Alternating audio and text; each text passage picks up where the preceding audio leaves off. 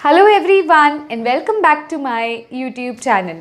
सो friends, जो हमारा आज का वीडियो लेक्चर है ये बेस्ड है डिफेक्ट्स इन क्रिस्टल, यानी कि ये जो लास्ट टॉपिक है ये है सॉलिड स्टेट का the very last topic, defects in solid state. अब देखिए स्टूडेंट्स, जब भी क्रिस्टल बनते हैं तो उनके अंदर डिफेक्ट्स क्यों देखने को मिलते हैं, सबसे पहले हम उसे स्टडी करेंगे। उसके बाद हम टाइप्स ऑफ डिफेक्ट्स देखेंगे, जिसके अंदर हम क्या करेंगे, उनकी स्ट्रक्चर की हेल्प से डिफेक्ट को समझने की कोशिश करेंगे। भी डिफेक्ट के क्या रीजंस हो सकते हैं और वो किस तरह का हमें देखने को मिलता है। मान लीजिए अगर किसी क्रिस्टल स्ट्रक्चर के अंदर डिफेक्ट आ गया तब उसकी क्या तब वो कैसे दिखेगा, तो हम वो भी बना के देखेंगे। साथ ही साथ स्टूडेंट्स, इस टॉपिक पे चलने से पहले एक छोटा सा टॉपिक है भी effect of pressure and temperature on coordination number. फटाफट से वो कवर करूंगी, बिल्कुल छोटा सा है और बोर्ड्स में डायरेक्ट क्वेश्चन आता है। ठीक है, तो वीडियो पे चलने से पहले अगर किसी स्टूडेंट ने चैनल को सब्सक्राइब नहीं किया है और चैनल को सब्सक्राइब करना चाहते हैं तो मेरे चैनल का नाम है शौर्य ग्रोवर, और उसके साथ स्टूडेंट्स आपको बेल आइकन देखने को मिलेगी। बेल आइकन को प्रेस करने से क्या होगा, नेक्स्ट वीडियो डल चुकी है ये नोटिफिकेशन आपकी स्क्रीन पर खुद ब खुद आ जाएगी। सो हेडिंग डालिए effect of pressure and temperature on coordination number. Coordination number का प्रेशर पर और प्रेशर का और टेम्परेचर का कोऑर्डिनेशन नंबर पर क्या इफेक्ट होगा। देखो, प्रेशर को स्टूडेंट्स बढ़ाने से क्या होता है, अगर मैं प्रेशर को इंक्रीज करती हूँ उसके कारण क्या होता है, जो मॉलिक्यूल्स हैं वो एक दूसरे के पास आते हैं। ठीक है, प्रेशर को इंक्रीज करने की वजह से मॉलिक्यूल्स कह लो या हम जो भी कह सकते हैं एटम्स या हमारे आयंस, वो क्या होते हैं स्टूडेंट्स, वो एक दूसरे के क्या आते हैं, बिल्कुल पास पास आना शुरू कर देते हैं। They come closer to each other. ठीक है, अगर वो एक दूसरे के आसपास आएंगे, प्रेशर इंक्रीज किया तो क्या हुआ, पार्टिकल्स एक दूसरे के आसपास आ गए। आसपास आने से कोऑर्डिनेशन नंबर पे क्या इफेक्ट पड़ेगा। कोऑर्डिनेशन नंबर का मतलब होता है कि कितने एटम्स उसको टच कर रहे हैं, एक स्फीयर को, जिसको हम कंसीडर करते हैं। तो अगर प्रेशर बढ़ा दूंगी तो बहुत सारे एटम्स टच करेंगे, मतलब कोऑर्डिनेशन नंबर भी क्या हो जाएगा स्टूडेंट्स, इंक्रीज कर जाएगा। ये इंक्रीज का साइन है, अगर किसी को नहीं पता तो वो लिख सकते हैं। ये किसका साइन है, ये इंक्रीज का साइन है। हाँ जी, तो मैंने क्या बोला, अगर हम प्रेशर को इंक्रीज करेंगे तो पार्टिकल्स असेंबल होने लग जाएंगे very close to each other, जिसके कारण उसका कोऑर्डिनेशन नंबर क्या हो जाएगा डियर स्टूडेंट्स, बढ़ जाएगा। ठीक है, अब अगर यही हम सोचे टेम्परेचर बढ़ा दिया जाए, टेम्परेचर कैसे बढ़ाएंगे, हीट करने से। मतलब अगर मैं कहूँ भी मैंने उस पर हीटिंग इफेक्ट डाल दिया, टेम्परेचर मैंने इंक्रीज कर दिया, तो स्टूडेंट्स जब टेम्परेचर इंक्रीज हुआ तो मुझे एक बात सोच के बताओ, टेम्परेचर इंक्रीज होने की वजह से बॉइलिंग होने लग गई तो क्या हुआ, हीटिंग होने लग गई, और जो पार्टिकल्स हैं वो पास जो थे, वो पास में नहीं, जो अपनी पोजीशन पर नॉर्मल पार्टिकल्स थे वो दूर दूर जाना शुरू कर देंगे क्योंकि हीटिंग प्रोसेस शुरू हो गया। तो particles will move far from each other,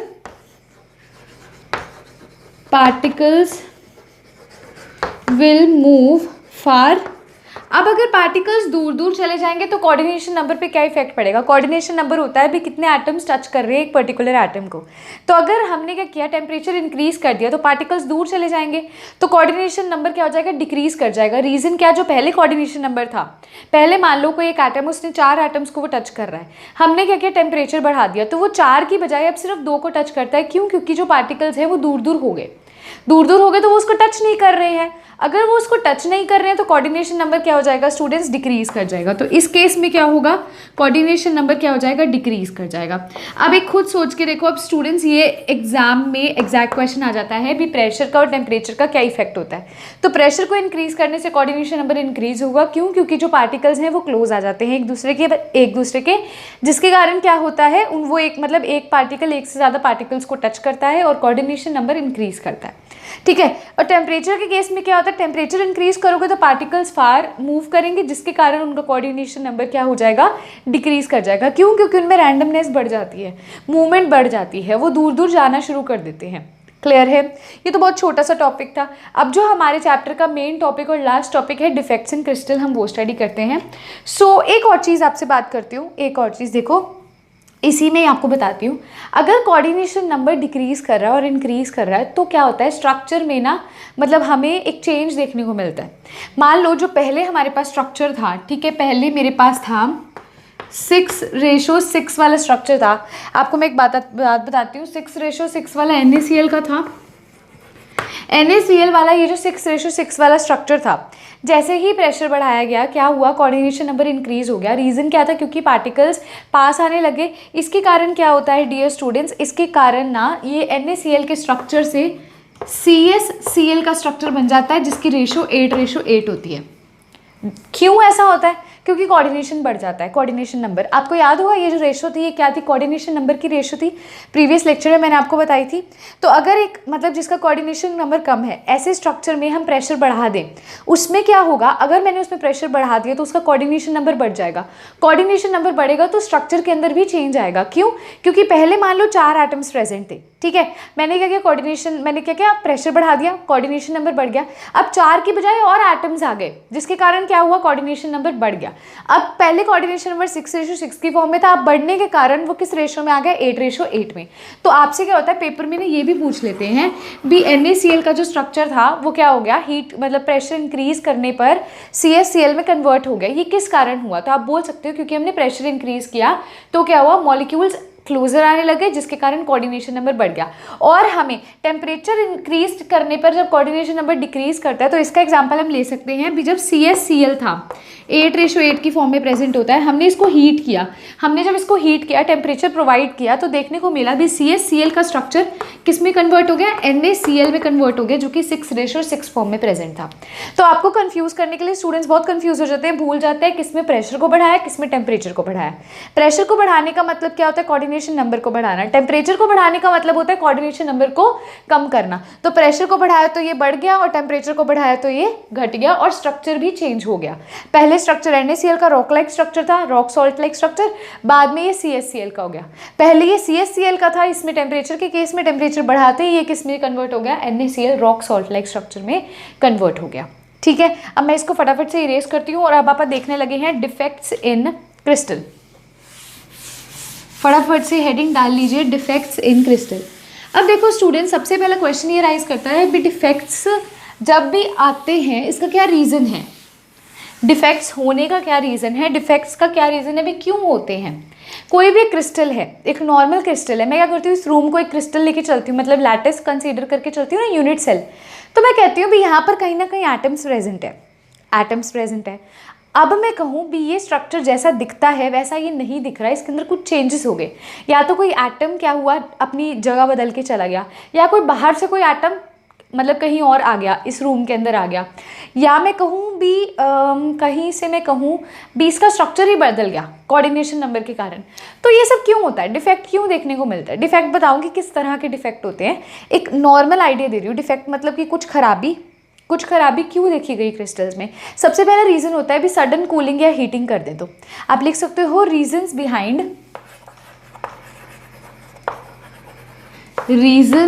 behind defects in crystal. Defects जो होने के लिए क्या रीजंस है, भी किस लिए होते हैं। सबसे पहला तो होता है सडन हीटिंग एंड कूलिंग।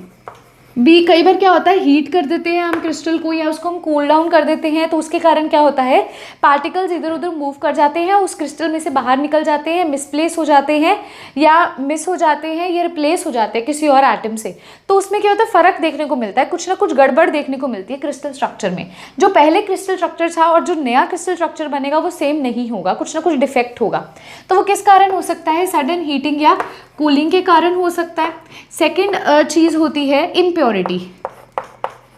भी उसके अंदर कुछ इम्प्योरिटी आ गई, आगे जाके सब बताऊंगी, इनको एक्सप्लेन करूंगी। और जो थर्ड वाला होता है स्टूडेंट्स, टेम्परेचर।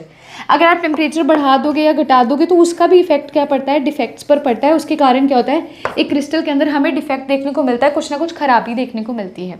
अब स्टूडेंट्स ये तो तीन मेन रीजंस थे जिसके कारण क्या होता है, डिफेक्ट्स देखने को मिलता है। सबसे पहला था सडन हीटिंग या कूलिंग, ठीक है, जिसके कारण पूरा का पूरा स्ट्रक्चर ही बदल जाता है। सेकंड होता है इम्प्योरिटी और थर्ड होता है टेम्परेचर। अब स्टूडेंट्स क्या आता है, टाइप्स ऑफ डिफेक्ट्स आते हैं। डिफेक्ट्स कितनी तरह के होते हैं, डिफेक्ट्स 3 तरह के हमें देखने को मिलते हैं। तो आप हेडिंग डाल के लिख सकते हो टाइप्स ऑफ डिफेक्ट्स। हाँ जी, तो कौन से डिफेक्ट्स होते हैं स्टूडेंट्स, एक होता है पॉइंट डिफेक्ट, एक होता है पॉइंट डिफेक्ट। सेकेंड डिफेक्ट जो स्टूडेंट्स हमें देखने को मिलता है वो होता है लाइन डिफेक्ट। कौन सा डिफेक्ट, लाइन डिफेक्ट। और स्टूडेंट्स जो थर्ड हमें डिफेक्ट देखने को मिलता है वो होता है प्लेन डिफेक्ट। अब आधे स्टूडेंट्स को तो नाम से ही पता चल गया होगा। देखो केमिस्ट्री एक ऐसा सब्जेक्ट है जिसमें आप अगर किसी डेफिनेशन को एक बार समझ लोगे ना, तो आप फर्दर अगर भूल भी जाओ तो आप उसको खोल के देख लो, आपको खुद ब खुद पता चल जाएगा। जैसे यहाँ पर देखो, डिफेक्ट का मतलब होता है कोई ना कोई फॉल्ट होना, है ना। अब स्ट्रक्चर में फॉल्ट मैंने आपको रीजंस बता दिए कैसे हो सकते हैं, है ना। अब देखो पॉइंट डिफेक्ट, लाइन डिफेक्ट और प्लेन डिफेक्ट। पॉइंट डिफेक्ट मतलब किसी पॉइंट पे डिफेक्ट होगा, ठीक है। लाइन डिफेक्ट मतलब पूरी की पूरी लाइन पे डिफेक्ट होगा। और प्लेन डिफेक्ट क्या होता है भी, किसी प्लेन में डिफेक्ट होगा। प्लेन मतलब जैसे कि हमें पता है 3 एक्सिस होते हैं, एक एक्स एक्सिस, वाई एक्सिस और जेड एक्सिस। प्लेन कैसे होता है, एक्स वाई प्लेन हो सकता है जिसमें एक्स एक्सिस भी है, वाई एक्सिस भी है। वाई जेड प्लेन हो सकता है या एक्स जेड प्लेन हो सकता है, तो वो प्लेन होता है जो 2 डायमेंशन में कह सकते हैं या 3 डायमेंशन में कह सकते हैं। लेकिन लाइन क्या होती है, एक पूरी लाइन, मतलब एक पूरी एक्सिस हो गई। और पॉइंट क्या हो गया, एक पर्टिकुलर जगह हो गई। तो अब मैं आपको बताती हूँ भी डिफेक्ट दिखते कैसे हैं। तो यहाँ पर इसी को पहले लिखो, टाइप्स ऑफ डिफेक्ट। अब मैं क्या करती हूँ, ये वाला जो पोर्शन है इसको यहाँ पे लिख के आपको दिखाती हूँ भी मैं क्या कहना चाहती हूँ। सबसे पहले मैं आपको एक्सप्लेन करती हूँ हमारा पॉइंट डिफेक्ट क्या होता है स्टूडेंट्स। देखो आदि तो हमने कंफ्यूजन दूर कर दी भी, पॉइंट डिफेक्ट क्या होता है, एक पर्टिकुलर पॉइंट पे होता है। लेकिन ये होता किस प्रकार से है, देखो यहाँ पर हेडिंग डालते हैं हम,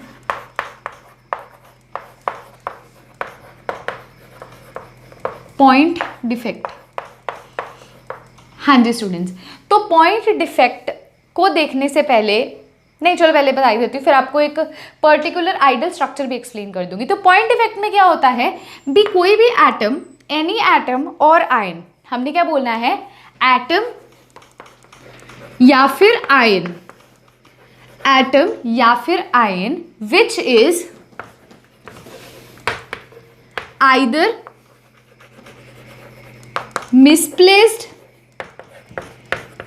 मिसप्लेस्ड या फिर मिसिंग या फिर replaced from its original lattice point, from its original lattice point. पता नहीं आपको ये विजिबल है नहीं है, लेकिन मैं एक बार दोबारा बोल देती हूँ क्योंकि मैंने अभी बोर्ड इरेज किया था। Atoms ions which is either misplaced, missing और replaced from its original lattice point. मतलब जहाँ पर वो ऑलरेडी प्रेजेंट था वहाँ पर एटम या फिर वो आयन क्या क्या कर सकता है, देखो वो या तो क्या कर सकता है, मिसप्लेस हो सकता है, मतलब अपनी जगह से हिल जाएगा, अपनी करंट पोजीशन से किसी और पोजीशन पे चला जाएगा, उसे बोलते हैं मिसप्लेसिंग, ठीक है। या फिर वो मिसिंग हो सकता है, गायब ही हो जाए वो पर्टिकुलर एटम, ठीक है। या फिर वो रिप्लेस हो जाए किसी और एटम से। तो 3 पॉसिबिलिटीज होती है एक एटम या आयन को, मतलब हम कहें क्रिस्टल में डिफेक्ट शो करने की। या तो वो मिसप्लेस हो जाएगा, अपनी जगह से किसी और जगह पे चला जाएगा, या फिर वो मिस ही हो जाएगा, मिसिंग हो जाएगा, मतलब गुम हो जाएगा, गायब हो जाएगा, या फिर वो क्या है किसी और एटम से रिप्लेस हो जाएगा, बाहर का कोई एटम आएगा वो उसको अपनी जगह दे देगा और वो चला जाएगा, ठीक है। तो ये क्या होता है, अगर वो एक पर्टिकुलर पॉइंट पे, अपने ओरिजिनल लैटिस पॉइंट पर कोई एक डिफेक्ट हमें देखने को मिलता है, एक पर्टिकुलर पॉइंट पर एटम या आयन मिसप्लेस होता है या मिसिंग होता है या रिप्लेस होता है, उसे हम बोलते हैं स्टूडेंट्स पॉइंट डिफेक्ट। उसे हम क्या कहेंगे, पॉइंट डिफेक्ट कहेंगे। अब आता है लाइन डिफेक्ट। क्या होता है, लाइन डिफेक्ट होता है भी अलोंग अ लाइन। ये तो था भी कहाँ पर, from its original lattice point, एक पर्टिकुलर पॉइंट से गुम होना या रिप्लेस होना या कुछ भी। अगर पूरी की पूरी लाइन से एटम्स या आयंस मिसप्लेस हो जाए, मिसिंग हो जाए, रिप्लेस हो जाए, तो यहीं पर आप करेक्शन करोगे सेकंड डेफिनेशन की, from its line, from its lattice line, तो लाइन डिफेक्ट हो जाएगा। और फ्रॉम इट्स प्लेन, मतलब पूरे के पूरे प्लेन में से अगर मिसप्लेस, रिप्लेस या मिसिंग हो जाएंगे तो वो क्या कहलाएगा, हमारा प्लेन डिफेक्ट कहलाएगा। इतना क्लियर हो गया। हमारे सिलेबस में पॉइंट डिफेक्ट जो है वो इन डिटेल है, पॉइंट डिफेक्ट जो है वो हम बहुत डिटेल में स्टडी करेंगे। तो आपको ये तो पता चल गया अब डिफेक्ट होता क्या है। डिफेक्ट का मतलब होता है कोई भी एटम या आयन क्या करेगा, अपनी जगह से हिल जाएगा, या तो हिल जाएगा या कहीं गुम हो जाएगा या उसकी जगह कोई और आ जाएगा, जिसके कारण क्या होता है, हमें जो ओरिजिनल स्ट्रक्चर होता है वो नहीं देखने को मिलेगा, एक नया स्ट्रक्चर देखने को मिलेगा जो उससे क्वाइट डिफरेंट होगा। तो हम क्या बोलेंगे भी, हाँ जी जो ये क्रिस्टल पहले प्रेजेंट था इसके अंदर अब डिफेक्ट आ गया है, इसमें कुछ खराबी आ गई है, या इसमें मैं कहूँ कोई रिप्लेसमेंट हो गई है, कुछ ना कुछ रिप्लेस हो गया, थोड़ा सा डिफरेंट हो गया, ठीक है। तो ये तो था स्टूडेंट्स बेसिक डेफिनेशन मैं कह सकती हूँ। अब देखो सबसे पहली चीज़ आती है, एक और चीज़ आपको बताती हूँ, जो हमारा प्लेन डिफेक्ट होता है ना, इसको स्क्रू डिफेक्ट भी कहते हैं, SCREW, इसको क्या कह सकते हैं, स्क्रू डिफेक्ट भी कहते हैं। कई बार पूछ लेते हैं तो बता रही हूँ, आप नोट करना चाहते हैं आप नोट भी कर सकते हो। अब आपको इन डिटेल बताती हूँ भी, जो हमारा पॉइंट डिफेक्ट होता है ये फर्दर 2 टाइप्स का होता है। जो हमारा पॉइंट डिफेक्ट है ये फर्दर 2 टाइप्स का है डियर स्टूडेंट्स। ये उतने में सूखता है, फटाफट से रिवाइज करो जो मैंने आपको बताया है, ताकि क्या है जो मैं लिखवा रही हूँ वो आपको पर्टिकुलरली होता रहे। सबसे पहला टॉपिक मैंने बताया प्रेशर और टेम्परेचर का क्या इफेक्ट होता है। प्रेशर बढ़ाओगे मॉलिक्यूल्स पास आ जाएंगे, कोऑर्डिनेशन नंबर बढ़ जाएगा। टेम्परेचर बढ़ाओगे मॉलिक्यूल्स दूर जाएंगे, कोऑर्डिनेशन नंबर कम हो जाएगा। एग्जाम्पल क्या है, प्रेशर बढ़ाने पर NaCl से CaCl बन जाता है। क्यों? क्योंकि NaCl का कोऑर्डिनेशन नंबर 6:6 होता है, बाद में CaCl बन जाता है जिसका कोऑर्डिनेशन नंबर 8:8 होता है। ठीक है। टेम्परेचर में क्या होता है, मॉलिक्यूल्स दूर जाते हैं, कोऑर्डिनेशन नंबर डिक्रीज करता है। CaCl से वो NaCl बन जाता है, 8:8 से वो 6:6 बन जाता है। ये तो रिवाइज कर लिया। अब फटाफट से डिफेक्ट से रिवाइज करते हैं। डिफेक्ट किस कारण आता है, क्या रीजन होते हैं? सबसे पहले रीजन होता है सडन कूलिंग या हीटिंग, क्लियर है। सेकेंड रीजन क्या होता है स्टूडेंट, सेकेंड रीजन होता है इम्प्योरिटी आना, ठीक है। थर्ड रीजन क्या होता है, टेम्परेचर, ठीक है। अब आता है टाइप्स ऑफ डिफेक्ट, कौन से पॉइंट डिफेक्ट, लाइन डिफेक्ट और प्लेन डिफेक्ट। प्लेन डिफेक्ट को क्या कहते हैं, स्क्रू डिफेक्ट, ठीक है। पॉइंट डिफेक्ट क्या होता है भी, कोई भी एटम कोई भी आयन या तो वो मिसप्लेस हो जाएगा, मिस हो जाएगा, ये रिप्लेस हो जाएगा फ्रॉम इट्स लैटिस पॉइंट, तो वो है पॉइंट डिफेक्ट। लाइन डिफेक्ट क्या होता है, कोई भी एटम या आयन मिसप्लेस हो जाएगा, रिप्लेस हो जाएगा, मिस हो जाएगा from the whole line in a structure, तो वो लाइन डिफेक्ट है। और प्लेन डिफेक्ट क्या होता है, कोई भी एटम कोई भी आयन्स जो भी प्रेजेंट है प्लेन के अंदर, पूरे प्लेन से मिसप्लेस, डिस्प्लेस या रिप्लेस हो जाए, वो कहलाएंगे प्लेन डिफेक्ट या फिर स्क्रू डिफेक्ट। अब मैं आपको बताने लगी हूँ भी जो हमारा पॉइंट डिफेक्ट होता है फर्दर कितनी टाइप्स का होता है। जो हमारा स्टूडेंट्स पॉइंट डिफेक्ट होता है ना, ये फर्दर 2 टाइप्स का होता है, ठीक है। ये फर्दर क्या होगा, 2 टाइप्स का होगा। पहला तो हमारा होगा स्टोइकियोमेट्रिक डिफेक्ट, स्टोइकियोमेट्रिक डिफेक्ट। और जो स्टूडेंट्स हमारा सेकेंड टाइप का होता है वो होता है नॉन स्टोइकियोमेट्रिक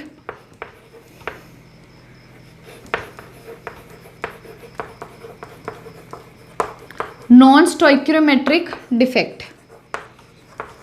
अब देखो दोनों में फ़र्क क्या होता है। स्टोइकियोमेट्रिक डिफेक्ट एक ऐसा डिफेक्ट होता है भी हाँ कोई इम्प्योरिटी हो तो रही है लेकिन फॉर्मूला चेंज नहीं हुआ, डिफेक्ट अकर कर रहा है लेकिन कोई फॉर्मूला चेंज नहीं हो रहा। और नॉन स्टोइकियोमेट्रिक क्या होता है, जिसमें क्या होता है फॉर्मूला चेंज हो जाता है स्टूडेंट्स, फॉर्मूला क्या हो जाएगा इधर आपका चेंज हो जाएगा। लेकिन इस केस में स्टोइकियोमेट्री के केस में आपका जो फॉर्मूला है डियर स्टूडेंट्स वो चेंज नहीं होगा।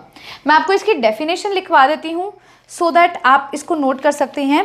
हाँ जी, आप लिख लीजिए, स्टोइकियोमेट्री के अंदर लिख लीजिए defects in which formula of a compound, defects in which formula of a compound changes, ठीक है। सॉरी, स्टोइकियोमेट्री ना, formula of a compound does not changes even after the defect. और नॉन स्टोइकियोमेट्री में लिख सकते हो formula of the compound changes even after the defect. दोनों में डिफेक्ट लगने के बाद इसमें फॉर्मूला नहीं बदलेगा, इसमें कंपाउंड का फॉर्मूला बदल जाएगा, तो ये नॉन स्टोइकियोमेट्री कहलाएगा। क्लियर है इतना।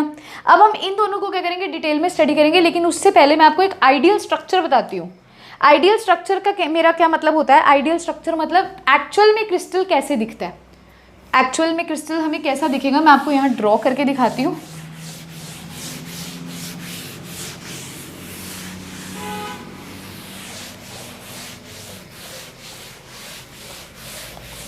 और फिर हम क्या करेंगे, स्टोइकियोमेट्री मेट्रिक डिफेक्ट और नॉन स्टोइकियोमेट्रिक डिफेक्ट को क्या करेंगे, इन डिटेल क्या करेंगे, याद कर लेंगे, ठीक है। तो अभी ये फटाफट से सूख जाए। हाँ जी स्टूडेंट्स, देखो क्या होता है बेसिकली,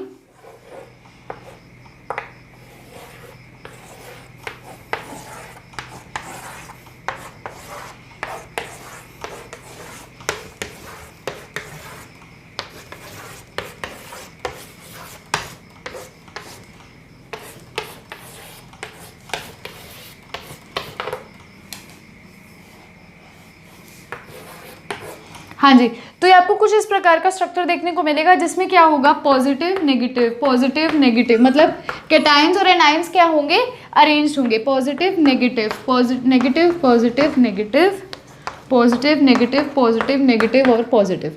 तो ये होता है आइडियल स्ट्रक्चर, यानी कि जो स्ट्रक्चर एक्चुअल में हमें देखने को मिलेगा। मतलब एक पॉजिटिव हमारे पास होगा एटम, फिर एक नेगेटिव, फिर एक पॉजिटिव, फिर एक नेगेटिव, फिर एक पॉजिटिव, फिर एक नेगेटिव। तो आइडियल स्ट्रक्चर देखने को मिलेगा। अब पता क्या होता है, मतलब एक न एक किसी ना किसी जगह पर क्या होगा, हमें डिफेक्ट देखने को मिल जाएगा। जैसे मान लो मैंने आपको बोला था मिसप्लेस होना, मतलब ये पॉजिटिव वाला अपनी जगह छोड़ के किसी और जगह पे चला जाए तो वो मिसप्लेस होता है। ठीक है, मान लो ये पॉजिटिव वाला यहाँ से हट के बाहर ही निकल जाए तो वो क्या हो जाएगा, तो वो मिसिंग हो जाएगा। ठीक है ना। अब एक आता है रिप्लेस, मतलब बाहर से कोई और एटम आके इस पॉजिटिव वाले को रिप्लेस कर ले तो वो रिप्लेस होता है। तो ये हमारा आइडियल स्ट्रक्चर आप ड्रॉ कर सकते हो। This is the ideal structures dear students. मतलब ये जो हमारा एक्चुअल स्ट्रक्चर होता है ये वो चीज़ है। अब हम क्या करेंगे, टाइप्स ऑफ डिफेक्ट्स जो है उनको इन डिटेल स्टडी करेंगे। फटाफट से इसको अपनी कॉपीज में ड्रॉ कर लीजिए। सो यस डियर स्टूडेंट्स, जैसे कि हम कर रहे थे, होते हैं एक होते हैं स्टोइकियोमेट्रिक डिफेक्ट्स, दूसरे होते हैं नॉन स्टोइकियोमेट्रिक डिफेक्ट्स। सो स्टोइकियोमेट्रिक डिफेक्ट्स के अंदर भी फर्दर हम उसे क्या कर सकते हैं, क्लासीफाई कर सकते हैं। सबसे पहली तरह का डिफेक्ट जो होता है वो होता है शॉर्टकी डिफेक्ट। अब बेसिकली शॉर्टकी डिफेक्ट हमें क्या कहना चाहता है, ऐसा डिफेक्ट जिसके अंदर इक्वल नंबर ऑफ कटाइंस और एनाइंस रिप्लेस होंगे। देखो हमने अभी जो एक आइडियल स्ट्रक्चर देखा था उसमें क्या था, एक पॉजिटिव था, एक नेगेटिव था, एक पॉजिटिव था, एक नेगेटिव था, राइट। मतलब cations anions, cations anions, cation A9, कुछ इस प्रकार से उसकी क्या थी, स्ट्रक्चर थी, है ना। तो अब मैं कह रही हूँ भी ऐसा डिफेक्ट, देखो डिफेक्ट्स कैसे हो सकते हैं, या तो एटम या आयन मिसप्लेस होगा, या वो क्या होगा, रिप्लेस होगा, या वो क्या होगा, मिसिंग होगा। तीन चीज़ें पॉसिबिलिटी है। तो अगर मैं कहूँ भी इक्वल नंबर ऑफ, मतलब अगर एक कटायन गायब हो रहा है तो दूसरा एनायन गायब होना चाहिए। मतलब एक कटायन एक एनायन, अमाउंट सेम रहनी चाहिए। अगर दो कैटायन मिसप्लेस हो रहे हैं तो दो ही एनायन गायब होने चाहिए, कुछ इस तरह से। तो अगर मैं कहती हूँ भी equal number of cations and anions are missing in a structure, that defect is known as Schottky defect. तो शॉर्टकी डिफेक्ट क्या हो जाता है, defect in which equal number of cations and anions are missing from the ideal structure. जो ideal structure अभी आपको दिखाया था उसमें से अगर इक्वल नंबर ऑफ कैटायंस और एनायंस मिसिंग होंगे तो वो स्ट्रक्चर हमारा जो डिफेक्ट वाला स्ट्रक्चर होगा वो डिफेक्ट कहलाएगा, शॉर्टकी डिफेक्ट। अब स्टूडेंट्स ये किस केसेस के अंदर अकर करते हैं, ऐसे स्ट्रक्चर के अंदर जिनका कोऑर्डिनेशन नंबर क्या होता है, हाई होता है। जिनका कोऑर्डिनेशन नंबर क्या होगा, ज़्यादा होगा, ये उनके अंदर हमें बेसिकली डिफेक्ट देखने को मिलता है। साथ ही साथ एग्जाम्पल्स, मतलब किन किन स्ट्रक्चर के अंदर हमें डिफेक्ट देखने को मिला है, ये अल्कली मेटल हेलाइड्स के अंदर देखने को मिलता है। एग्जाम्पल NaCl, KCl और CSCl, ठीक है। तो ये तीन केसेस है। इसका स्ट्रक्चर ड्रॉ कर लीजिए। कैसे, आपको अभी मैंने स्ट्रक्चर ड्रॉ करके दिखाया भी था, हालांकि अब हम दोबारा एक बार ड्रॉ कर लेते हैं।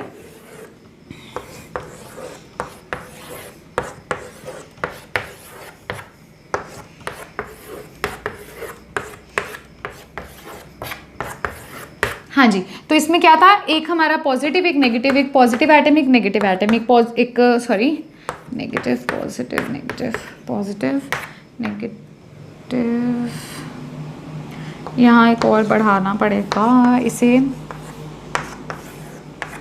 हाँ जी, तो ये नेगेटिव है, तो ये positive, negative positive, negative, yes, negative positive, negative positive, negative, okay. So ये हमें स्ट्रक्चर देखने को मिल रहा है। अगर मैं कहूँ भी इस स्ट्रक्चर में से एक ये नेगेटिव चला गया, मिसिंग हो गया, गायब हो गया, और एक पॉजिटिव निकल गया, तो एक नेगेटिव हटना और एक पॉजिटिव हटना, मतलब दोनों इक्वल अमाउंट में क्या हुए हैं, मिसिंग हुए हैं। तो ये जो डिफेक्ट हमें देखने को मिल रहा है ये शॉर्टकी डिफेक्ट देखने को मिल रहा है। क्लियर है, जिसमें इक्वल नंबर ऑफ कैटायंस और एनायंस क्या होंगे, मिसिंग होंगे। स्टूडेंट्स इस पिक्चर को ड्रॉ कर लीजिए और अभी आपको यहाँ स्क्रीन पर एक और फोटो देखने को मिलेगी सेम ऐसे डिफेक्ट्स का, ठीक है। जो एक पिक्चर में कह सकती हूँ भी 3D पिक्चर आपको देखने को मिलेगी, ये मैंने ड्रॉ किया है, वो आप पिक्चर देख सकते हो। तो इस पिक्चर में भी आप देख सकते हो भी ये जो रीजन है ये खाली है, मतलब एक कैटायन गायब है और एक एनायन गायब है। एक एक चीज़ें क्या है, दोनों गायब है, इक्वल नंबर में गायब है, तो ये शॉर्टकी डिफेक्ट है। अब स्टूडेंट्स आता है भी इस डिफेक्ट के कारण क्या इफेक्ट देखने को मिलता है। ये जो डिफेक्ट हो गया, मतलब एक कैटायन और एक एनायन मिस हो गया, गायब हो गया, तो अब इससे क्या फर्क पड़ेगा स्ट्रक्चर पे, कुछ तो फर्क पड़ना चाहिए ना। तो अब लिखिए effects of Schottky defect on crystal, लिखिए effects of Schottky defect on crystal. अब बोर्ड्स में तो डायरेक्ट क्वेश्चन आ जाता है, what is Schottky defect, explain its effects on crystal, explain with the help of diagram. तो डायग्राम भी बना सकते हो, डेफिनेशन लिखवा दी है मैंने आपको। अब आपको मैं इफेक्ट्स बताती हूँ, देखो डायग्राम को आप ड्रॉ ही रहने देते हैं यहीं पर ही, है ना। तो ये स्टूडेंट्स, मैं आपसे पूछूं डेंसिटी पे क्या फ़र्क पड़ेगा, जो मोस्ट इंपॉर्टेंट चीज़ पूछी जाती है कई बार पेपर में, डेंसिटी का पूछ लेते हैं। हाँ, आपसे डेंसिटी का पूछ लेते हैं भी क्या डेंसिटी चेंज होगी या नहीं होगी एक केटायन और एक एनायन के निकलने के बाद। तो देखो डेंसिटी का फॉर्मूला क्या होता है, मास अपॉन वॉल्यूम, इतना तो हमें पता है। क्या मास चेंज होगा या नहीं होगा और क्या वॉल्यूम चेंज होगा या नहीं होगा, सबसे पहला क्वेश्चन तो ये राइज करते हैं। देखो मास किन की वजह से होता है, मास होता है कैटायंस और एनायंस की वजह से। कितना भारी है वो, मास हो गया ना, मतलब जितने एटम्स होंगे उनका वेट हो गया देखा जाए एक तरह से। तो अगर कैटायन और एनायन मिस हो गया तो मास तो कम हो गया, मानते हो। मास क्या हो जाएगा, डिक्रीज हो जाएगा। क्यों, क्योंकि कैटायन और एनायन दोनों क्या हो गए, मिसिंग हो गए, तो मास डिक्रीज कर रहा है। क्या वॉल्यूम पे कोई इफेक्ट पड़ेगा, नहीं, वॉल्यूम सेम रहेगा। क्यों, क्योंकि वॉल्यूम तो स्टूडेंट्स एज लेंथ होती थी ना, वॉल्यूम क्या होता है, ए क्यूब होता है, तो एज लेंथ तो उतनी की उतनी है, बस वो अपनी जगह से निकल के चला गया, गायब हो गया, है ना। तो वॉल्यूम क्या है, सेम है, लेकिन मास जो है वो चेंज होगा क्योंकि दो एटम्स क्या हो गए, निकल गए, मिस हो गए, गायब हो गए। पहले वेट मान लो 100 था, अब 2 के जाने की वजह से 95 कुछ रह गया, 5 कम हो गया, तो मास तो कम हो गया ना, है ना। तो मास कम हो गया लेकिन वॉल्यूम सेम है। अगर मास डिक्रीज हो रहा है तो डेंसिटी मास के डायरेक्टली प्रोपोर्शन है, तो डेंसिटी भी क्या हो जाएगी, डेंसिटी भी हमारी क्या हो जाएगी, डिक्रीज कर जाएगी। मोस्ट इंपॉर्टेंट है, पूछा जाता है भी ऐसा कौन सा डिफेक्ट है जिसके अंदर डेंसिटी डिक्रीज कर जाती है, तो वो डिफेक्ट होगा शॉर्टकी डिफेक्ट। पक्का क्लियर है, कोई डाउट तो नहीं है इसके अंदर। अब सेकेंड क्वेश्चन ये आता है, मतलब सेकंड इफेक्ट, ये इफेक्ट्स ही पढ़ रहे हैं। सेकंड इफेक्ट इसके अंदर आता है एंट्रोपी पे क्या चेंज पड़ेगा। एंट्रोपी क्या होता है स्टूडेंट्स, एंट्रोपी अगर +1 में आपने नहीं ढंग से पढ़ा, मतलब तो मैं बता दूं, एंट्रोपी होता है रैंडमनेस, मतलब कि मैं कहूँ भी मॉलिक्यूल्स भाग रहे हैं, चल रहे हैं इधर उधर, स्पॉन्टेनियस मूवमेंट है, ठीक है, मॉलिक्यूल्स का, तो रैंडमनेस बढ़ जाएगी। कैसे बढ़ेगी, देखो अभी तो ये सारे फिक्स थे, आइडियल स्ट्रक्चर में ये अपनी अपनी जगह पर बैठे थे, लेकिन अब जगह खाली होने की वजह से ये पॉजिटिव वाला इधर आ सकता है, या ये मतलब नेगेटिव वाला इधर आ जाएगा, या नीचे से पॉजिटिव वाला आ जाएगा, तो मतलब अपनी जगह से इधर उधर हिल रहे हैं, मूवमेंट हो रही है, रैंडमनेस हो रही है, तो एंट्रोपी भी क्या हो जाएगी, इंक्रीज कर जाएगी। एंट्रोपी क्या कर जाएगी, इंक्रीज कर जाएगी, क्योंकि रैंडमनेस हो जाएगी। क्यों, क्योंकि एक स्पेस हमें मिल गई है जहां पर मॉलिक्यूल्स क्या कर सकते हैं, अपनी पोजीशन चेंज कर सकते हैं, क्योंकि खाली हो गया, मिस हो गए हैं 2 एटम्स, है ना।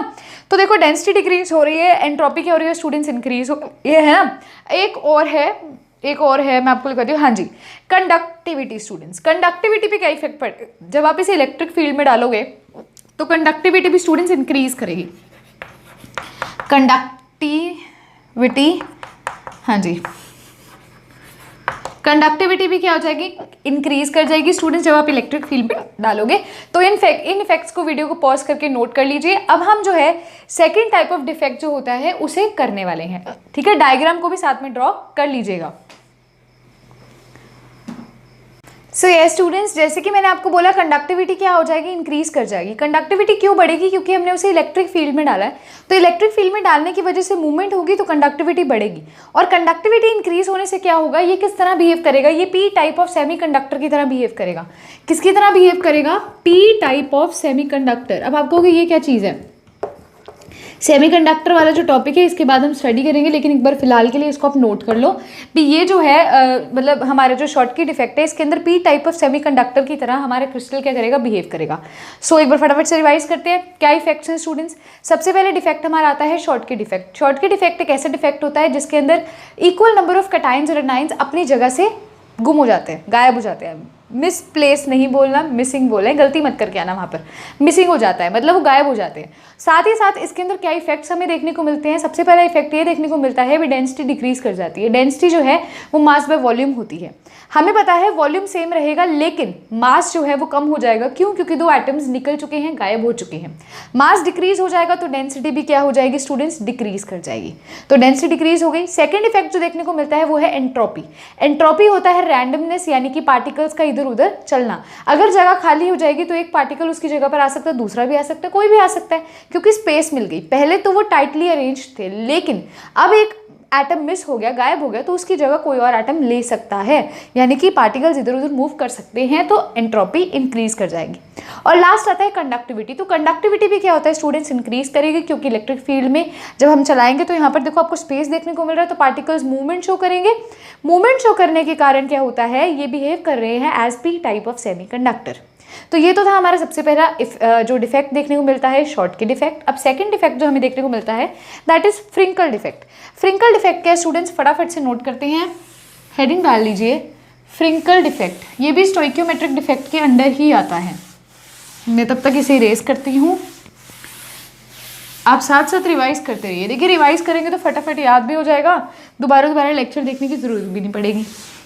और ये बोर्ड्स में आते ही आता है क्वेश्चन, इवन कॉम्पिटिटिव में भी आता है, बोर्ड्स में तो पक्का ही पक्का आता है।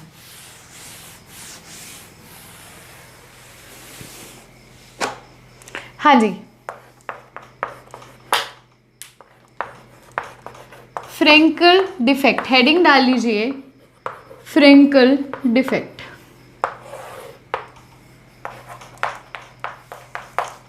अब फ्रेंकल डिफेक्ट के अंदर क्या होता है स्टूडेंट्स, मतलब अगर कोई आयन अपनी पोजीशन से क्या होगा, उठकर इंटरस्टिशियल वॉइड में आ जाए।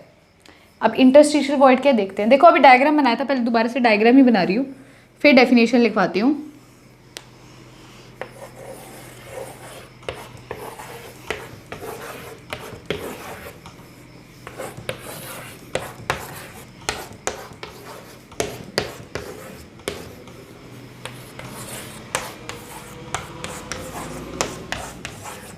हाँ जी, तो ये पोजीशंस है, जैसे ये पॉजिटिव है, ये नेगेटिव, ये पॉजिटिव, ये नेगेटिव, ये पॉजिटिव नेगेटिव पॉजिटिव नेगेटिव। ये क्या है, पॉजिटिव नेगेटिव कटायंस और एनायंस है, कंफ्यूज मत होना।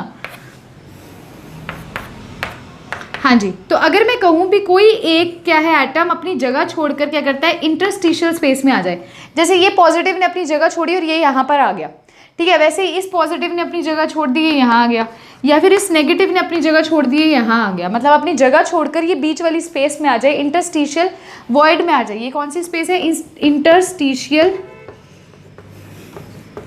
स्पेस है। तो यहाँ पर अगर आ जाए तो ये जो डिफेक्ट हमें देखने को मिलता है ये होता है फ्रिंकल डिफेक्ट। फटाफट से डायग्राम को ड्रॉ कीजिए, आपको इसकी डेफिनेशन वगैरह मैं नोट करवाती हूँ। सो यस स्टूडेंट्स, जैसे कि अभी मैंने आपको डायग्राम बताया और ये बताया भी जो आयन है वो इंटरस्टिशियल स्पेस में आ जाएगा। तो बेसिकली कटायंस ही क्या करते हैं, मिसप्लेस करते हैं, मतलब अपनी पोजीशन से क्या करते हैं, इंटरस्टिशियल स्पेस में आ जाते हैं। तो ज़्यादातर कटायंस ही देखने को मिलेंगे, ठीक है। आप इसकी डेफिनेशन लिख लीजिए, the defects in which some ions are missing from their correct lattice site, मतलब जहाँ पर वो प्रेजेंट होते हैं अपने जो एग्जैक्ट उनकी लैटिस साइट होती है वहाँ पर वो नहीं मिलते, लेकिन वो कहाँ पर चले जाते हैं, वो इंटरस्टिशियल स्पेसेस में चले जाते हैं। तो आप लिख सकते हो ऐसे डिफेक्ट्स जिसमें एनायंस मिस हैं, कहाँ से मिसिंग है, वो अपनी करेक्ट पोजीशन से, जो ओरिजिनल पोजीशन है वहाँ से मिसिंग है, और कहाँ पर मिलते हैं, it occupies a position in the interstitial space, तो वो इंटरस्टिशियल वॉइड के अंदर अपनी पोजीशन ऑक्यूपाई कर लेते हैं। ज़्यादातर मैंने आपको बताया कटायंस ही होते हैं। अब देखिए, found in the structure where cations and anions size are different, यहाँ पर डिफरेंट के ब्रैकेट में साइज लिख दीजिएगा। ये बेसिकली किस केस में देखा जाता है, जहाँ पर कटायंस और एनायंस के साइजेस में क्या होता है, फ़र्क होता है, वहाँ पर देखा जाता है। और ये उन कंपाउंड्स में देखा जाता है जहाँ पर कोऑर्डिनेशन नंबर क्या होता है डियर स्टूडेंट्स, कम होता है, लो होता है, तो ये उनके अंदर हमें देखा जाता है। और इनके एग्जाम्पल्स क्या है, ये ट्रांजिशन मेटल्स हैलाइड में देखा जाता है, जैसे CuCl, CuBr, AgCl, AgBr, ZnS, इन केसेस के अंदर ये देखा जाता है। तो वीडियो को पॉज करके पहले आप इसको नोट करोगे। अब देखो स्टूडेंट्स, जैसे कि मैंने शॉर्ट के डिफेक्ट में भी बोला था, अभी इफेक्ट क्या होता है, डिफेक्ट होने के कारण स्ट्रक्चर पे क्या फ़र्क पड़ा, तो सिमिलरली फ्रिंकल डिफेक्ट होने के कारण स्ट्रक्चर पे क्या फ़र्क पड़ा। सबसे पहले बात आती है एंट्रोपी की। तो एंट्रोपी तो यहाँ पर भी चेंज होगी, क्यों, क्योंकि मॉलिक्यूल्स में रैंडम मोशन हो रहा है, वो अपनी जगह छोड़कर क्या कर रहा है, इंटरस्टिशियल स्पेस में आ रहा है, तो मतलब इधर उधर वो जा सकते हैं, एक जगह से दूसरी जगह इंटरस्टिशियल स्पेस में जा सकते हैं, अपनी जगह पे वापस आ सकता है, उसकी जगह पे कोई और मॉलिक्यूल आ सकता है। तो इस केस में भी क्या होगा स्टूडेंट्स, जो एंट्रोपी है, ठीक है, वो क्या कर जाएगी, वो इंक्रीज कर जाएगी।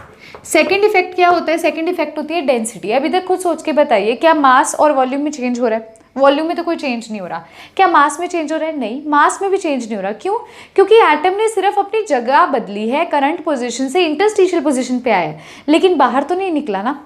मास तो उतने का उतना ही है, तो मास भी सेम है। अगर मास और वॉल्यूम दोनों सेम होंगे तो डेंसिटी भी क्या रहेगी, सेम रहेगी, डेंसिटी में भी कोई फर्क नहीं आएगा।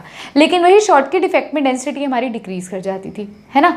अब देखो लास्ट इसके अंदर आते हैं कंडक्टिविटी। तो इस केस में भी कंडक्टिविटी बढ़ती है, क्योंकि मूवमेंट बढ़ती है पार्टिकल्स की जब इलेक्ट्रिक फील्ड में डालते हैं, जिसके कारण ये कैसे बिहेव करता है, ये भी पी टाइप ऑफ सेमीकंडक्टर की तरह बिहेव करेगा।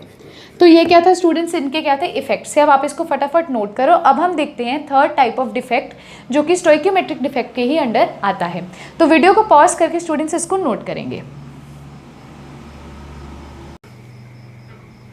सो यस स्टूडेंट्स, अब आता है इंटरस्टिशियल डिफेक्ट यानी कि third kind of stoichiometric defect. तो इसके अंदर बेसिकली क्या होता है स्टूडेंट्स, इसमें इंटरस्टिशियल स्पेस में क्या होता है, कोई फॉरेन पार्टिकल आ जाता है और वो उसके अंदर ट्रैप हो जाता है। इंटरस्टिशियल स्पेस तो आपको बता दी थी ना मैंने, जो स्पेस हमें देखने को मिलती है बीच में खाली, वहाँ पर कोई बाहर से फॉरेन पार्टिकल मतलब कोई अननोन पार्टिकल बाहर से जब इसके अंदर ट्रैप हो जाएगा तो ये कहलाएगा इंटरस्टिशियल डिफेक्ट। तो आप लिख सकते हो when any foreign particle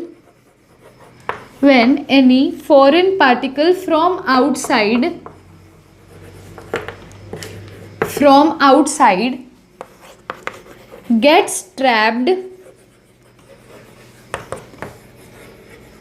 in interstitial space,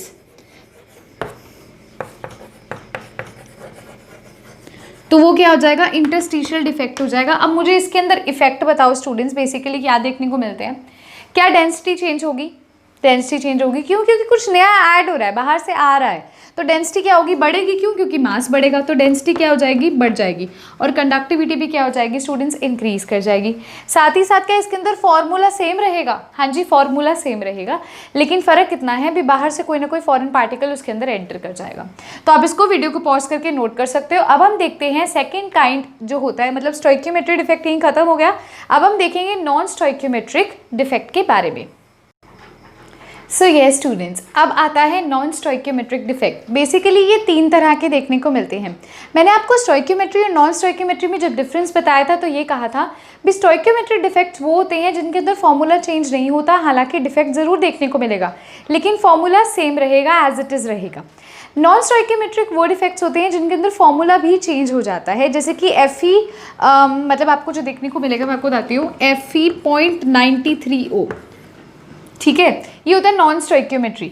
और स्टोइकियोमेट्री मतलब क्या होता है, FeO। तो यहाँ फॉर्मूला सेम है, तो ये स्टोइकियोमेट्रिक डिफेक्ट देखने को मिलेगा इस केस में। इस पर फॉर्मूला चेंज है, ठीक है, सेम नहीं है, तो ये नॉन स्टोइकियोमेट्री है। बेसिकली ये तीन तरह के होते हैं। देखिए, पहला होता है metal excess defect due to anion vacancy. Metal का क्या हो जाना, एक्सेस अमाउंट में हो जाना एनाइन वैकेंसी के कारण। Second, metal excess defect due to interstitial cation, interstitial cation के कारण भी मेटल का एक्सेस में हो जाना। और third, metal deficiency due to cation vacancy, किसके कारण, कैटायन वैकेंसी के कारण क्या हो जाना, मेटल में डेफिशिएंसी हो जाना। देखो, मेटल एक्सेस मतलब कि कैटायंस का एक्सेस में होना, चाहे आप ब्रैकेट में लिख लेना, क्योंकि कैटायंस जो होते हैं वो मेटल से ही बनते हैं और एनायंस जो होते हैं वो नॉन मेटल से बनते हैं बेसिकली। तो कैटायंस का जब एक्सेस में हो जाना, क्यों होना, क्योंकि एनायन में वैकेंसी आ गई। और कैटायंस का एक्सेस में क्यों हो जाना, क्योंकि इंटरस्टिशियल कैटायंस हो गए, ठीक है। थर्ड क्या है, metal deficiency due to cation vacancy. Confuse हो रहे हो, कोई बात नहीं, एक एक करके सारा कुछ बताऊंगी। देखो, सबसे पहला आता है हमारा जो वो है metal excess defect due to anion vacancy. अब इसका मतलब क्या होता है, जो हमारे एनाइन होते हैं ना वो मिसिंग हो जाते हैं। एनाइन जब मिस कर जाएंगे, मतलब मिसिंग हो जाएंगे, गायब हो जाएंगे, तो क्या होगा, उनकी जगह खाली हो जाएगी, एनाइन की वैकेंसी हो जाएगी। तो अगर उनकी जगह खाली हो जाएगी, एनाइन कम हो जाएंगे, मिस हो जाएंगे, तो कैटायंस ज़्यादा अमाउंट में होंगे, यानी कि मेटल एक्सेस में है। देखो, जो कैटायंस होते हैं वो मेटल से बनते हैं और एनाइंस नॉन मेटल से। तो अगर मेटल एक्सेस का मतलब क्या हो, कैटायंस का एक्सेस में होना। अगर एनाइंस मिसिंग हो जाएंगे तो ऑब्वियसली कैटायंस ज़्यादा अमाउंट में होंगे, तो कैटायंस क्या हो जाएंगे, एक्सेस में हो जाएंगे। तो उस टाइम पर जो डिफेक्ट देखने को मिलता है वो होता है नॉन स्टोइकियोमेट्रिक डिफेक्ट। फटाफट से इसको नोट कर लो, मैं आपको इन डिटेल जो है हमारा फर्स्ट टाइप वो एक्सप्लेन करती हूँ with the help of diagram. तब तक मैं इसको इरेज करती हूँ।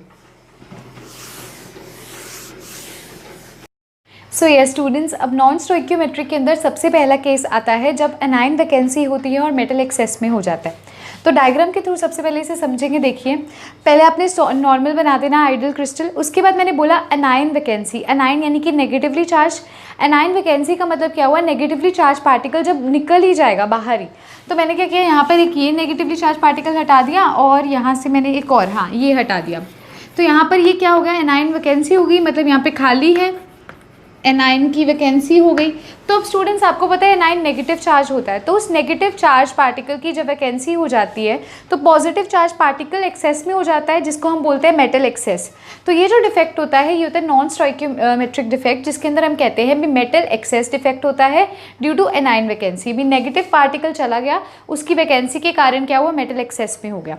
एक और चीज़ स्टूडेंट्स, अब ये जो खालीपन है ये किससे भरा जाता है? देखो क्या होता है, न्यूट्रल कोई भी मॉलिक्यूल है उसको न्यूट्रल बनाना बहुत ज़रूरी है क्योंकि उसको स्टेबिलिटी गेन करनी होती है।